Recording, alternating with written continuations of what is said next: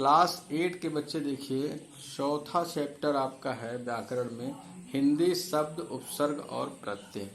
आज शब्द रचना में हम उपसर्ग को पढ़ेंगे, उसके बाद प्रत्यय पढ़ेंगे, तब एक्सरसाइज करेंगे। आप सबसे पहले उपसर्ग पढ़ते हैं। उपसर्ग में है क्या एक्चुअली में? सदाचार व्यक्ति को श्रेष्ठ बनाता है। हम स्वदेशी वस्तुओं का प्रयोग करना चाहिए। सुपुत्र कभी दुष्कर्म नहीं कर सकता। उपरोक्त वाक्य में देखिए, सदाचार, स्वदेशी, सुपुत्र, दुष्कर्म शब्दों में प्रारंभ में कुछ शब्दांश जुड़े हुए हैं, जिनके जुड़ने से मूल शब्दों के अर्थ में परिवर्तन आ गया है। उस शब्दों को हम क्या कहते हैं? उन शब्दांशों को हम कहते हैं उपसर्ग। जैसे यहाँ देखिए, आचार, इसमें सत जोड़ दिया जाए तो सदाचार हो जाएगा। स्वा जोड़ दिया देशी में, स्वदेशी हो जाएगा। पुत्र में सूत, सुपुत्र हो जाएगा। और कर्म में दुष् जोड़ दिया गया तो दुष्कर्म हो गया। इस प्रकार मूल शब्द ये थे, और इसमें आपको ये शब्दांशों को जोड़कर नए शब्द जो हमने बना लिए, इनके अर्थ भी अलग हो गए। यानी जो शब्दांश मूल शब्दों के प्रारंभ में जुड़कर नए शब्द का निर्माण करते हैं तथा उनके अर्थ में परिवर्तन कर देते हैं, उन्हें हम उपसर्ग कहते हैं। ठीक है। अब आइए, एक बार एक ही शब्द में एक से अधिक उपसर्गों का प्रयोग भी किया जा सकता है। जैसे सम प्लस बी प्लस धान, संविधान। प्रति उपधनकार, प्रत्युपकार। यहाँ देखिए, प्रति भी है, उप भी एक तरह से इसमें प्रत्यय है। यहाँ सम और बी भी प्रत्यय है। ऐसे भी आप जानते रहिए। उपसर्ग के भेद के रूप में अगर आप देखें तो संस्कृत के उपसर्ग होते हैं, हिंदी के उपसर्ग होते हैं, उर्दू के उपसर्ग होते हैं, और संस्कृत के कुछ अव्यय होते हैं जो उपसर्ग के भांति प्रयोग किए जाते हैं। आइए संस्कृत के उपसर्ग देखिए। अति, अनु, या आप इसको आज क्या करेंगे, आप इन शब्दों को लिखेंगे और इनको खूब पढ़ेंगे। इससे मिला करके इनको खूब पढ़ेंगे, बाद में इन्हीं शब्दों के आगे इन शब्दों को आप पढ़ पढ़ करके लिखेंगे। इससे आपका अपने आप अभ्यास हो जाएगा।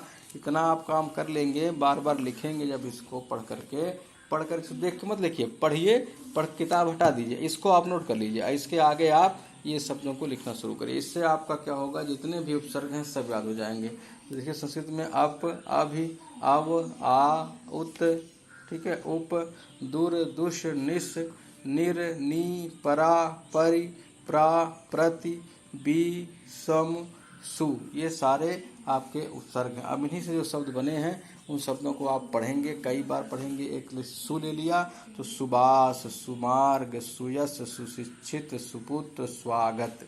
अब आप क्या करेंगे, अब इसको आप हटा देंगे और कॉपी लेंगे, कॉपी में सु करके लिखेंगे, स्वागत, सुशिक्षित। ऐसे सोच सोच के लिखेंगे तो आपको अपने आप एक तो उपसर्ग याद हो जाएगा, दूसरा उपसर्ग का प्रयोग भी याद हो जाएगा।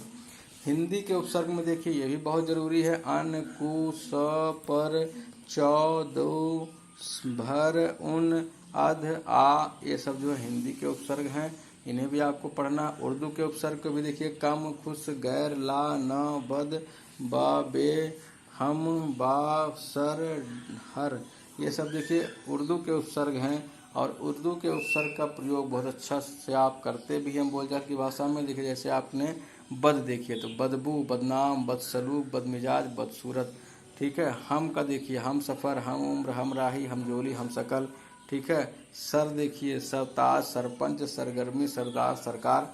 ये सब जो है आप उपयोग करते हैं अपनी भाषा में। तो आप जब इसको लिख लेंगे और इसको लिखने के बाद ये शब्दों को पढ़ करके आप फिर से दोबारा लिखेंगे बिना देखे, तब आपको बहुत अच्छी तरीके से याद होगा। यही इसका तरीका है उपसर्ग को पढ़ने और याद करना। वरना आप हमेशा उपसर्ग भूलेंगे, जब तक आप लिख कर याद नहीं करेंगे उपसर्ग नहीं भूलेंगे। तो आज आपका काम यही है, इसको लिख लिख करके खूब याद करिए।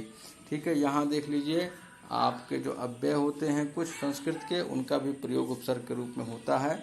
और इसमें कभी कभी इन शब्दों को दे करके और पूछा जाता है कि इसमें कौन सा उपसर्ग जुड़ा हुआ है, तो आप इन शब्दों का भी विशेष रूप से याद रखेंगे। बल्कि इन शब्दों को पढ़ करके उसमें से आप देखेंगे, से पुनर्, अब पुनर् में पुनर्जन्म, पुनर्वास, पुनर्मिलन, पुनर्लेख।